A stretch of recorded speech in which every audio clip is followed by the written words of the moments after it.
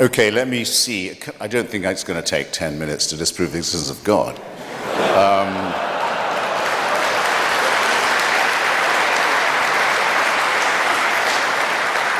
The atheist proposition is the following. Most of the time, it may not be said that there is no God. It may be said that there is no reason to think that there is one. That was the situation after Lucretius and Democritus and the original anti-theistic thinkers began their critique of religion. And I would just ask you all, ladies and gentlemen, to bear in mind a mild distinction while we go on. You may wish to be a deist, as my heroes Thomas Jefferson and Thomas Paine were, and you may not wish to abandon the idea that there must be some sort of first or proximate cause or prime mover of the known and observable world and universe. But even if you can get yourself to that position, which we unbelievers maintain is always subject to better and more perfect and more elegant explanations, even if you can get yourself to that position, all your work is still ahead of you. To go from being a deist to a theist, in other words, from someone who says, God cares about you, knows who you are, minds what you do, answers your prayers, cares which bits of your penis or clitoris you saw away or have sawn away for you, minds who you go to bed with and in what way, minds what holy days you observe, minds what you eat, minds what positions you use for pleasure. All your work is still ahead of you, and lots of luck.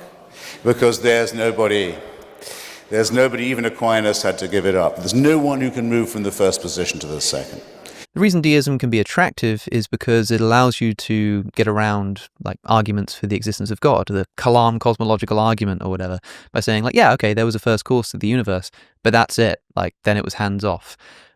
I am not particularly attracted to deism because I think that some of the best arguments for the existence of God point towards a consistent godly presence in the universe. Take the contingency argument, for example. Without going into too much detail, the idea is that God is necessary to hold everything in place, like right now, right? Like the reason why the laws of physics are constantly staying in place and things aren't just sort of flying apart is because there's some sort of foundational cause, not a temporal cause in the sense of it coming before something else, but in the sense of it being foundational, holding it all together, like the glue of the universe. If that's what God is, then it doesn't make any sense to say that God like caused the universe and then, went off for lunch. No, he has to be like there constantly right now at the foundation of the universe. Like there are two kinds of causation. There's temporal causation, which is like I push over a domino and that pushes over the next domino and then the next domino. And that goes on throughout time, right? And that means that once that first domino is knocked over and the chain is in motion, I can take that first domino that fell over and I can throw it away. I can chuck it in the bin, and that chain of dominoes is going to keep falling over, right? Because I've already set it in motion. I can get rid of that first cause. We don't need it anymore. And this is what a deist kind of imagines the universe is like. God is that first domino, or like the finger that knocks over the domino, and then whatever, it's free. It can go off and doesn't need to be there anymore. But there's another kind of causation, which is not temporal. It doesn't work through time, but works all at once. So I'm going to take this book, and I'm going to hold it in the air like this. And the question is, what is causing that book to be in the position it is right now? Not temporally, like why is it there? Because I lifted it up. But like right now, why is it there? Why isn't it falling to the ground? Well, because it's being held up by my hand. And why is my hand there? Well, because it's being held up by my arm. And why is my arm there? Because it's being held up by my shoulder, and so on. And why is my body there? Well, it's being held up by the floor, and the floor is being held up by the ground, right? So there's a kind of causation, like the book's position is being caused by my hand's position, and my hand's position is being caused by my arm's position, but it's all happening at once, right? And unlike the dominoes, suppose I were to remove the arm, it's not like the hand and the book would stay in place. If I remove the arm, the book's going to fall, right?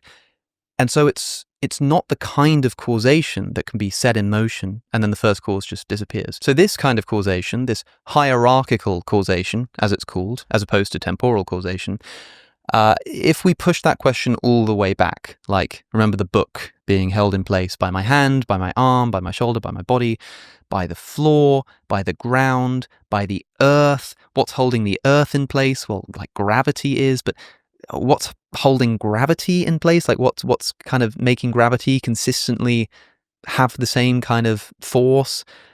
The contingency argument sort of keeps going down and lands on this first foundational cause of God. But in the domino case, the temporal case, God can push over the dominoes, go away, and the chain of causation keeps happening. In the case of hierarchical causation, if God is like the foundational cause that's holding everything in place right now, he can't just like go away because everything else would fall from on top of him, right? He's literally the foundation. And so because I think that as far as arguments for the existence of God go, like the contingency argument is a pretty good one, that wouldn't support this view of deism. And so I'm not particularly attracted to that philosophy.